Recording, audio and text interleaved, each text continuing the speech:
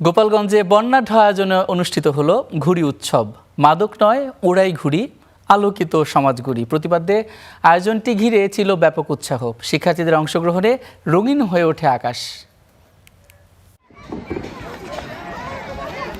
গোপালগঞ্জের নিজরা উচ্চ বিদ্যালয় মাঠ। নাটাই হাতে ঘুড়ি ওড়ানোর আনন্দে মেতে উঠেছে শিক্ষার্থীরা। কারো হাতে নাটাই, আবার কারো সুতার টানে নীল আকাশে বর্ণিল ঘুড়িদের ওড়াউড়ি। চিলাকাটা, ফুলঝুরি, প্রজাপতি সহ নানা নামের নানা রঙের ঘুড়ির মেলা আকাশ জুড়ে।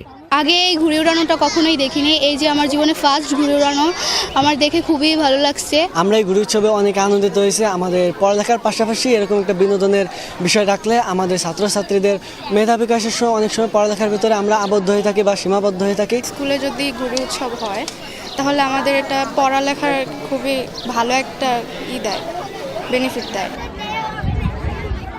এমন আয়োজন তরুণদের সমাজবিরোধী কর্মকাণ্ড ও মাদক থেকে দূরে রাখবে, এমনটাই আশা শিক্ষক ও অভিভাবকদের।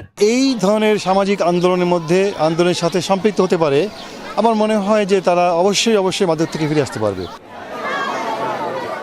ডিজিটাল ডিভাইসের আসক্তি কমিয়ে তরুণদের খেলার মাঠে ফিরিয়ে নেয়াই ছিল এই আয়োজনের লক্ষ্য। আমরা একটা ঘুড়ি উৎসব করব, যার মধ্যে দিয়ে মাদক মুক্ত আলোকিত যুব সমাজ গড়ার লক্ষ্যে তাদেরকে একটু উদ্বুদ্ধ করা, এই সমস্তের মধ্য দিয়ে তারা যাতে মাদক থেকে দূরে থাকে, এই লক্ষ্যে আমরা BOFC Bangladesh youth first concern আমরা কাজ করে যাচ্ছি। খেলাধুলা আয়োজন করলে অবশ্যই খারাপ যে নেশাগুলো থাকে, মাদক বলেন, তাস বলেন, অন্য বিভিন্ন ধরনের খারাপ নেশা আছে, সেখান থেকে শিশু কিশোরদেরকে রক্ষা করা যায় এবং যারা পরবর্তীতে ভবিষ্যতে যাতে কোনো মাদকের এই ভয়াল মায়ায় না জড়ায়।